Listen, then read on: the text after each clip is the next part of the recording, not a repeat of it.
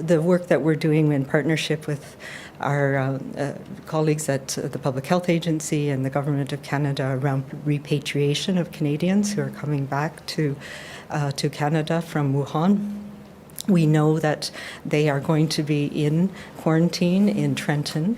And I want to start off by giving some very positive news in that our first case here in British Columbia has fully recovered, and as of the weekend we had our second negative test, so he is considered cured and no longer required to be in isolation. I think that's very good news.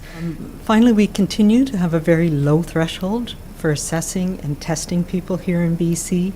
We're continuing to have people from across the province every day being tested, over 500 people now, and other than the 5 positive people we've told you about, nobody else has tested positive.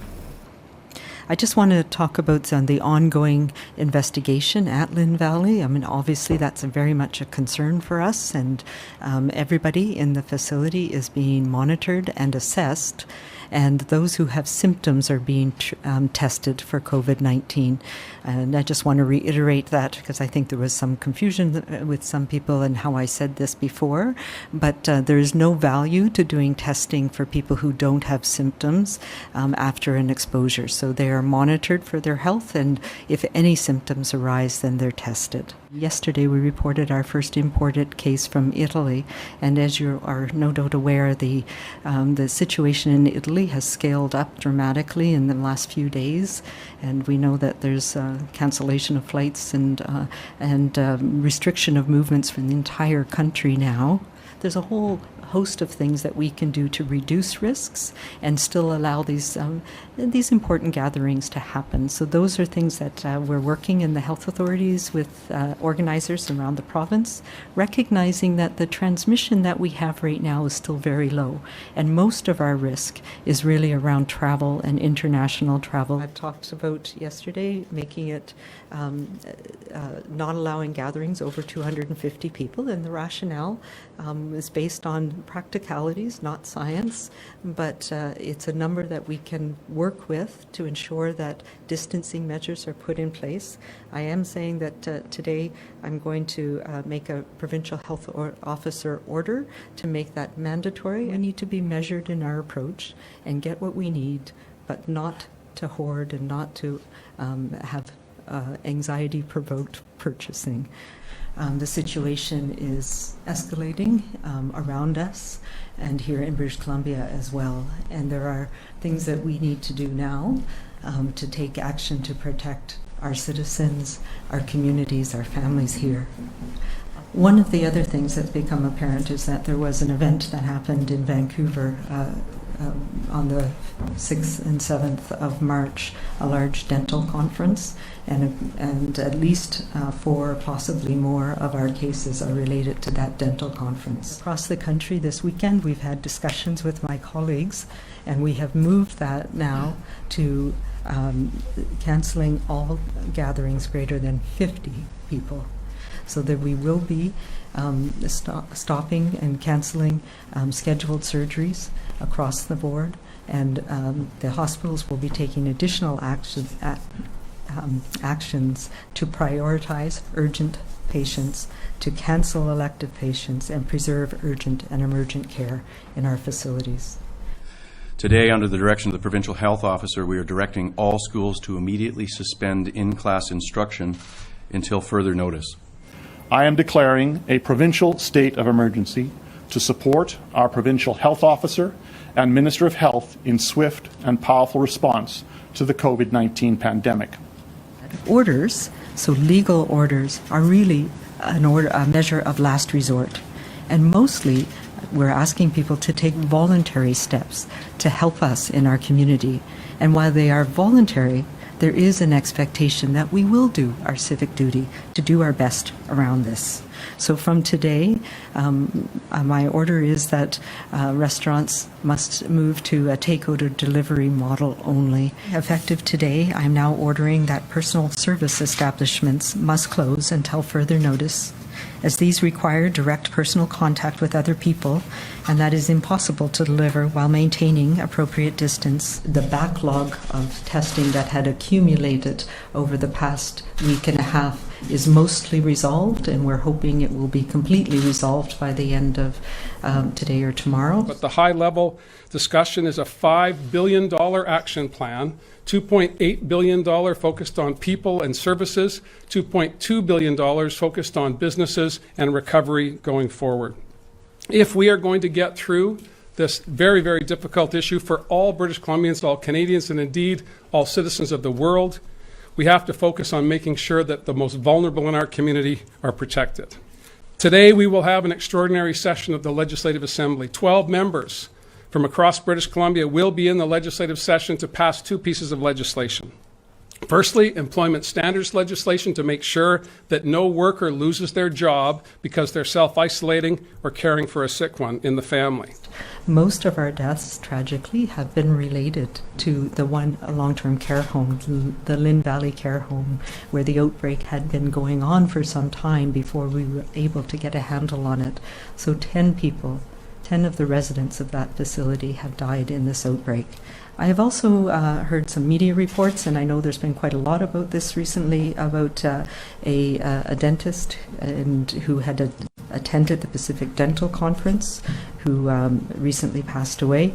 That person was known to public health and was associated with the Pacific Dental Conference. And we're at a bit of a critical phase with personal protective equipment. This happened quite quickly. We have had a number of supplies on order for some time. Some have arrived, thankfully, and we are actively looking at how we can get as much as we can in the short term. We need to continue to not meet in groups, even groups of 10, even groups of 20, small groups, even 2 or 3 can sometimes be that transmission point. $500 a month for the next 4 months, available for rent, a moratorium on evictions, and a rent freeze is the third portion that I want to talk about. This is not the time to seek rent increases. I know many British Columbians are worried about our flow of essential goods and our ability to ensure shelves are stocked. Therefore, effective immediately, we have established a new provincial supply chain coordination unit to work in partnership with industry to coordinate goods and services distribution. We have new prescriber guidelines to support people who use drugs and people who have issues with substance use disorder or addictions, and this is particularly to support people in places like the downtown east side who may be affected by COVID-19. I've made 2 additional orders under the Public Health Act in BC. One is enables health sector workers at all public and private facilities to remain at one facility only for the duration of the pandemic. This includes long-term care, assisted living, extended and acute care. The Government of Canada has now determined that they are going to use the Quarantine Act to enforce a 14-day quarantine for all travelers entering Canada. We are not through the storm yet. We have not yet reached our peak. We have more people every day who are in hospital and in our intensive care units. So we need to continue to do all we can across government, across our health system, and in our community. Every person needs to do their bit. COVID-19 may be the biggest challenge our province has ever faced it. So tonight, I'm extending BC's state of emergency so we can continue taking measures to keep people safe. This is a very challenging time for us. It's hard to know how things are going to go. Right now, we seem to be holding our own. But without a doubt, We will get through this. We will get through this no matter what happens. But we do have a few more weeks to go. Our goal is to have these restrictions that we've put in place and the orders that we've put in place for as short a time as possible. But we also need to be mindful that we need to increase our activities in society in a way that is not going to tip us over an edge or increase the number of people who are becoming infected with this disease. We have an additional community outbreak related to an inmate at the Okanagan Correctional Centre in the Interior Health Region, and this is, of course, something that we have been concerned about and planning for. There was a number of measures put in place to try and reduce the risk of introduction of COVID-19 into all of our correctional facilities, both the provincial ones and the federal correctional facilities across the country.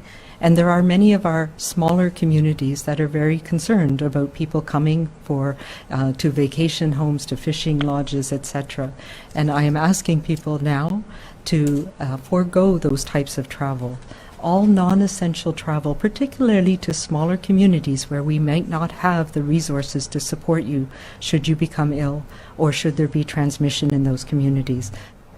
We've had one additional death in the last 2 days, and that is a community death in a known COVID positive case, a man in his 40s. And we've been advised of another outbreak in a correctional facility, this time a federal correctional facility in Mission, where there's, as I understand it, 2 positive inmates in that facility. And as a matter of fact, many more people during this time are finding ways to connect with people online through their religious faith. Through many different religious faiths. And I encourage people to continue to look for those connections online. So the piece that we are adding, you would have heard today, is ensuring that everybody who comes back has an approved self-isolation plan that they attest to and that they sign off on. And we have mentioned before, but as of today it's official, we have been using orders under both the Public Health Act that I've given and under the Emergency Programs Act to implement a process to make it possible for care workers, healthcare workers of all kinds to work at a single site only, and to be able to do that in a way that's effective and able to give support to staff who are continuing to respond courageously to the monumental challenges that we're facing and to do their very best.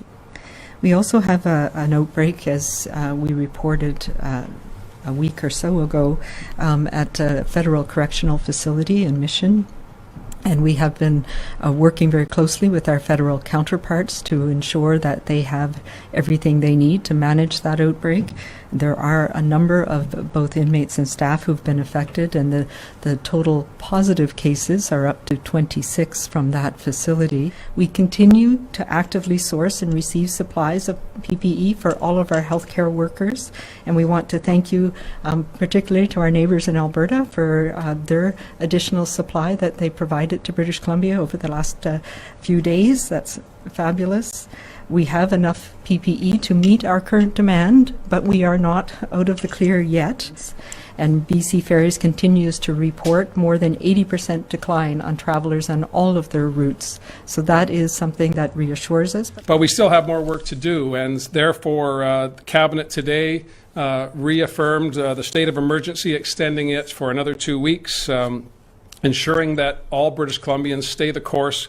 We all focus on the task at hand, and that is protecting ourselves, protecting our families, protecting our communities. It is safe to go to the hospital, and I want to reassure people that if you have diagnostic tests that have been booked, that you've been waiting for, it is safe to go for those. It is safe to call 911, and so we are not at the point yet where we can let up our guard. The storm is still raging, and tragically we see that in the fact that people are still dying from this virus here in BC.